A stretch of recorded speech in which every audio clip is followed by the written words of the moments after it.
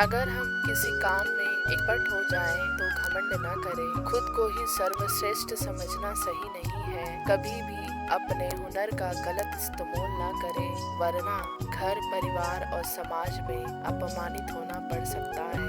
16वीं शताब्दी में बैजू बाबर नाम के एक सिद्ध गायक और संगीत के आचार्य थे। उनका एक शिष्य था गोपाल नायक। वह भी बहुत योग्य था। उसने अपने गुरु से संगीत की पूरी शिक्षा कर ली थी। उसकी योग्यता से बैजू बाबर भी बहुत प्रभावित थे। जब गोपाल नायक की शिक्षा पूरी हो गई तो बैजू बाबर ने कहा, अपनी कला का कभी गलत इस्तेमाल मत करना, ये बात हमेशा ध्यान रखना।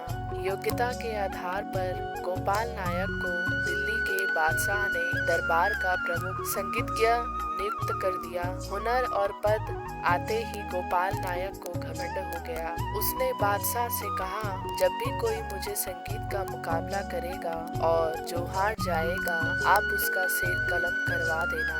बादशाह गोपाल नायक से बहुत प्रभावित थे, इसीलिए उसकी ये बात भी मान ली। काफी दिनों तक ऐसा ही चलता रहा। जब ये बात बैजू बाबर को मालूम हुई तो उन्होंने गोपाल नायक को संदेश भेजा, तुम जो भी कुछ कर रहे हो वह गलत है। संगीत जैसी कला के नाम पर हिंसा करना बिल्कुल भी सही नहीं है। गुरु बैजू बाबर का संदेश मिलने के बाद भी गोपाल नायक नहीं माना। तब एक दिन बैजू बाबरा खुद बादशाह के दरबार पहुंच गए और गोपाल नायक से मुकाबला करने की बात कही। अहंकार की वजह से गोपाल नायक अपने गुरु से ही भिड़ गया और दोनों के बीच मुकाबला शुरू हुआ। पूरा दरबार लोगों से भरा हुआ था। बादशाह भी गुरु शिष्य के बीच का मुकाबला देख रहे थे। कुछ ही देर बाद बैजू बाबर ने गोपाल नायक को पराजित कर दिया। पहले से तय नियम के अनुसार अब गोपाल नायक का सिर कलम होना था। तब बैजू बाबर ने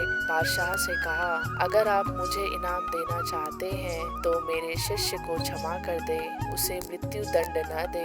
बादशाह ने बैजू बाबर की बात मान ली और गोपाल नायक को आजाद कर दिया। इसके बाद गोपाल नायक को गुरु की महानता समझ आई। दोस्तों, इस कहानी से हमें दो सीख मिलती है। पहली, गुरु को बहुत उदार होना चाहिए, शिष्य की गलतियों को सुधारे और शिष्य को क्षमा करे। दूसरी, कभी भी कोई हुनर आ जाए तो उसका दुरुपयोग न करे, घमंड न करे।